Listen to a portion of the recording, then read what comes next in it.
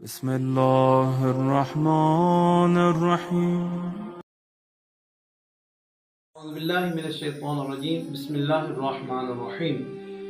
سلسلہ چہل حدیث سید الانبیاء صلی اللہ علیہ وآلہ وسلم جاری و ساری ہے، جس کی ایک کڑی آج کی حدیث ان لوگوں کے بارے میں ہے جو تکبر کرتے ہیں، جو کہتے ہیں میں ہی میں ہوں.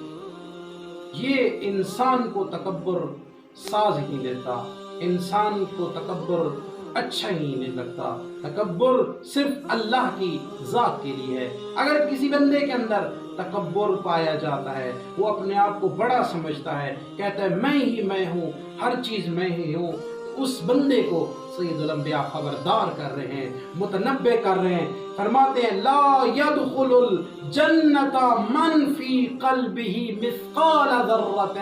فرمایا او بندہ خدا، اگر تیرے اندر ایک مثقال بھی تکبر پایا جاتا ہے تو پھر تو جنت میں کبھی داخل نہیں ہو سکتا.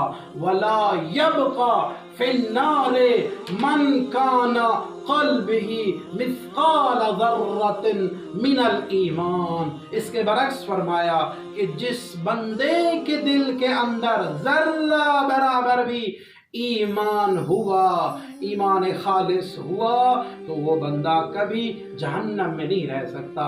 یعنی اس کی عاقبت بالآخر جنت میں ہی ہوگی. لیکن وہ بندہ، جس بندے کے اندر تکبر پایا جاتا ہے، غرور پایا جاتا ہے، میں ہی میں پایا جاتا ہے، وہ بندہ چاہے جتنا بڑا بھی مومن ہو جائے، وہ کبھی بھی جنت میں داخل نہیں ہو سکتا. لہذا ہمیں تکبر سے بچنا چاہیے. انسان کی کیا اوقات ہے؟ امام علی علیہ السلام ارشاد فرماتے ہیں اے انسان، تو کس بات پہ فخر کرتا ہے؟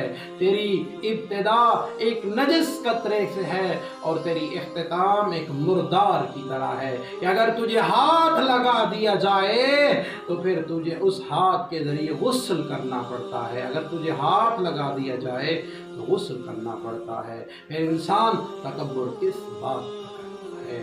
لہذا دعا ہے کہ اللہ ہمیں تکبر سے بچنے کی توفیق نصیب فرمائے. السلام علیکم ورحمۃ اللہ.